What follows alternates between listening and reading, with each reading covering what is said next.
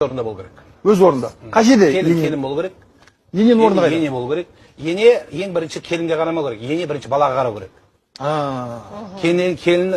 Ененің қыбласы өзінің ұлы болады. Келінге қарамайды. Бірінші ұлым қандай екен деген сұрақ сұрайсың. Ұлың мен айтым үйден киіп тұрған сөз сөйлемейтін болса, келін жан жей бермеу керек. Бұл жерде проблема балада болып тұр.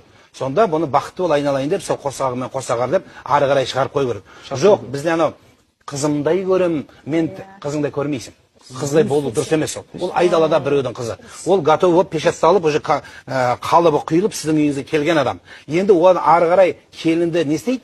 Тәрбиелейді қазақта. Бір условия шартымен, егер ол тәрбиеге көнсе тәрбиелейсің. Көнсе. Оның тұрнағы ұзын болып. Айгүл сияқты келіп, мен үйренем, қалай жасайым, не істеуім керек, айтыңызшы. Бұның анасы солай үйреткен, қызым, сен жат жұрттысың, тастай батып судайсың десе, амал жоқ, басын төмен иіп кіреді. Одан кейін мен сіздерге айтып беретін, елдің алдында ойнайтын енелер өте көп бізде. Қазір бізде өз көп ел үшін болып кетті ғой. Ой, деп жаңа көрсеткен роликтеріңізде де көрініп тұр. Іштен келіп елдің алдында менің келіндікті кеткеннен кейін бір шымшып кетеді. Бұл одан кейін жасыратыны жоқ, жамадайтын енелер көп. Бұның әкесі жоқ, бұның шешесі жоқ, бұл түк көрмеген. Бұл деп кімде болса да бір тістей берсе бір күні жарылады да. Мен ана роликтерімде айтқанда әйелдердің мына жерінде флешкасы болады, бұл жинай береді. Бірақ Алла сондай құдірет иесі, келінге істеген қорлық ененің басына келмейінше ол өлмейді.